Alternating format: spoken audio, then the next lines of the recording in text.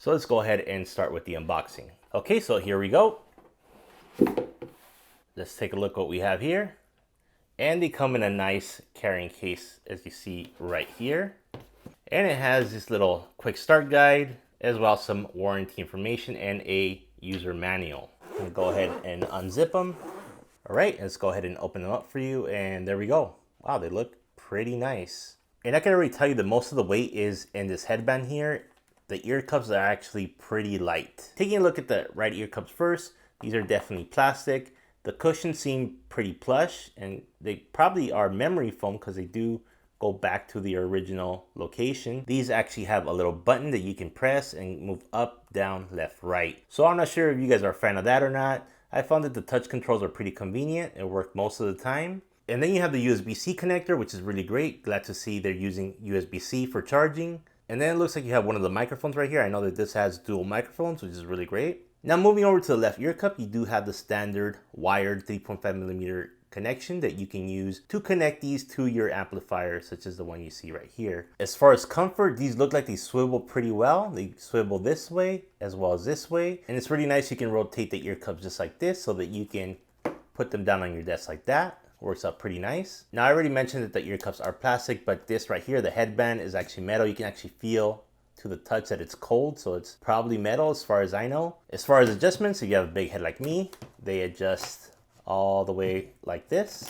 If you have a bigger head, it should fit you just fine. There is a bit of resistance and clamping force that I can feel, so not sure until I put it on my head whether it's going to be comfortable or not. And one thing I noticed off the bat as far as comfort is that there's not much cushion here. There is a little bit of cushion. This is like a rubber material that I feel here, whereas the XM3s, XM4s have this padding here, which is actually pretty comfortable. And the overall build quality on the XM3s, XM4s is great. So these XM3s have lasted me for quite a while. I've had them since 2019 and they still look almost like when I got them. Nothing has broken. Everything is still working. The touch controls are still working.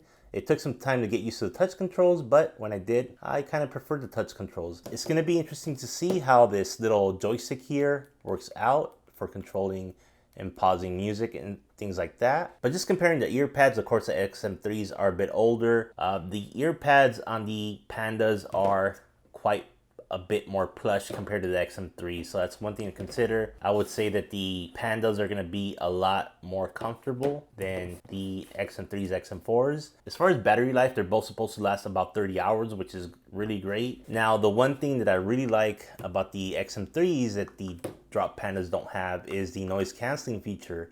Not only do you have the noise canceling feature, you can also get it with the ambient sound. So sometimes at night when I'm watching a TV show or movie and I need to be able to hear sounds outside of my headphones. For example, if my baby's crying, I need to know if that happens. It has the ambient sound feature. I just press a button and I hear ambient sound around me. Works out really great. Otherwise, if I don't want to be bothered, I put on the noise canceling feature, which works excellent. So that's one thing to consider when you get the Drop Pandas, that it's not going to have the noise canceling. So I'm not sure if that's important for you or not, depending on how and where you use them. Okay, so I'm just going to quickly put the Pandas on my head just to see how they feel, and I'll describe how they feel to you.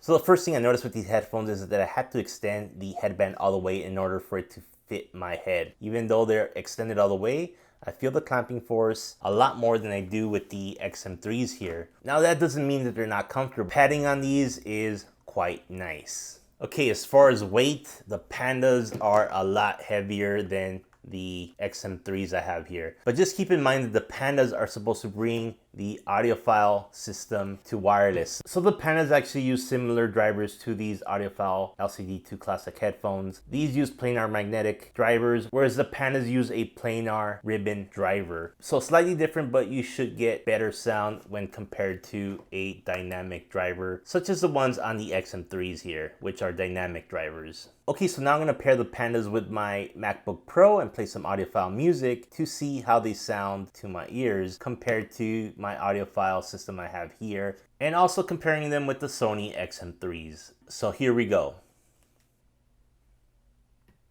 Okay guys, so as far as sound goes, I could definitely say that the Drop Pandas are gonna bring you closer to an audiophile wired system than pretty much any other wireless headphone that I've heard.